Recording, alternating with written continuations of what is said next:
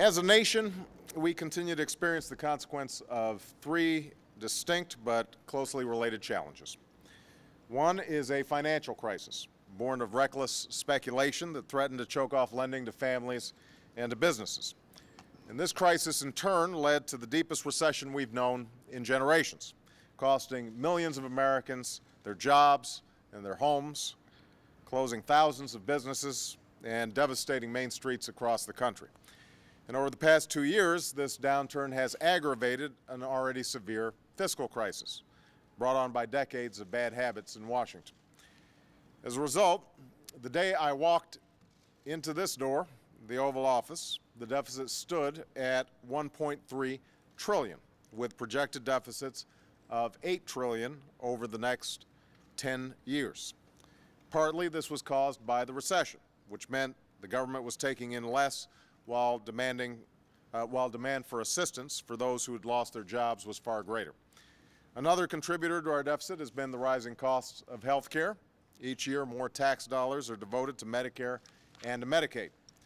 But what also made these large deficits possible was that for years, folks in Washington deferred politically difficult decisions and avoided telling hard truths about the nature of the problem.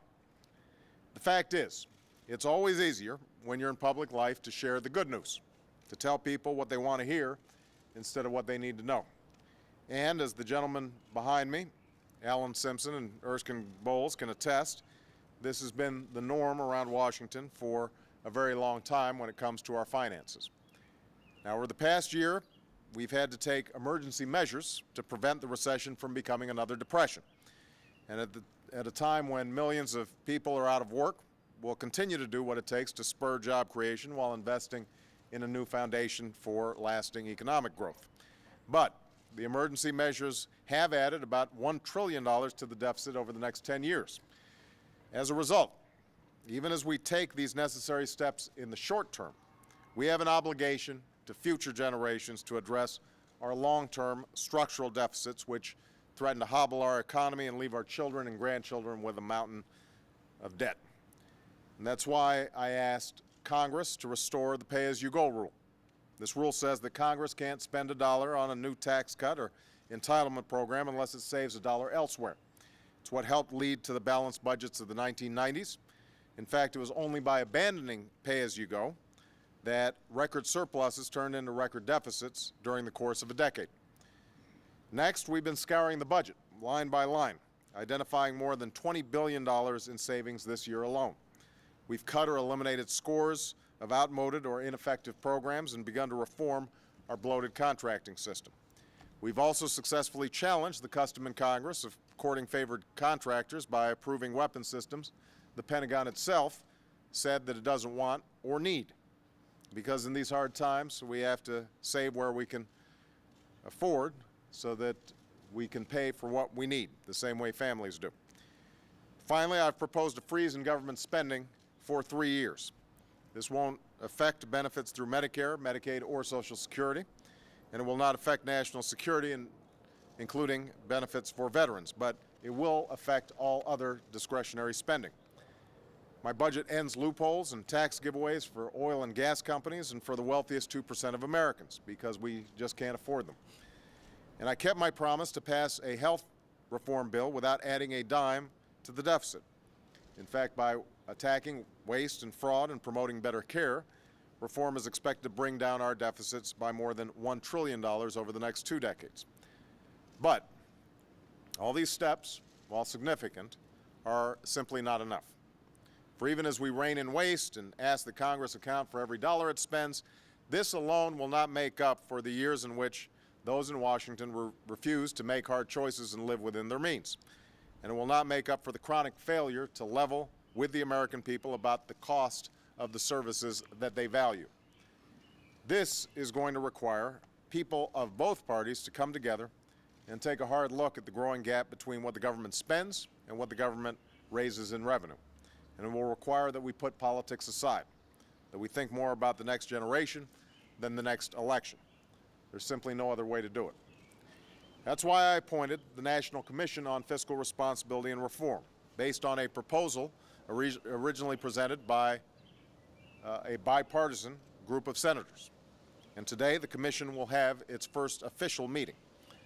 I am grateful to all of its members, Democrats and Republicans, folks in government and folks from the private sector, for participating.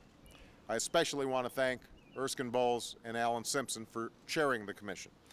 These two men may have different political affiliations, but they share a strength of character, an ability to work across party lines, and a willingness to tell the hard truths even when it's hard.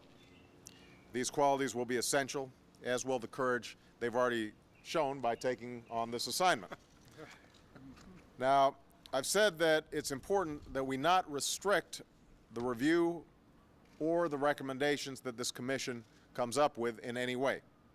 Everything has to be on the table. And I just met briefly with the commission and said the same thing to them. Of course, this means that all of you, our friends in the media, will ask me and others once a week or once a day about what we're willing to rule out or rule in when it comes to the recommendations of the commission. That's an old Washington game, and it's one that has made it all but impossible in the past for people to sit down and have an honest discussion about putting our country on a more secure fiscal footing. So I want to deliver this message today. We're not playing that game. I'm not going to say what's in. I'm not going to say what's out. I want this commission to be free to do its work. In theory, there are few issues on which there is more vigorous bipartisan agreement than fiscal responsibility. But in practice, this responsibility for the future is often overwhelmed by the politics of the moment. It falls prey to special interest pressures, to the pull of local concerns, and to the reality familiar to every single American. It's a lot easier to spend a dollar than to save one. That's what at root led to these exploding deficits, and that is what will lead to a day of reckoning. But I believe with the help of these gentlemen and this commission, we can begin to meet this challenge in a serious and thoughtful way. And I believe we must for the future of our country. So, Alan, Erskine, thank you for your participation. I want to thank all the members of the Fiscal Commission. We've got a serious group in there of Democrats and Republicans, private sector and public sector, people who are sincere about this effort, and I told them that we are serious about it as well. I think I've shown over the last year that I'm willing to do things even when they're not popular. A lot of the decisions in terms of getting our budget under control may not be popular, but I think the reason that Alan and Erskine agreed to take on this assignment is that they were convinced I was serious about it, and I'm going to be standing with them as they come up with their recommendations. So thank you very much, everybody.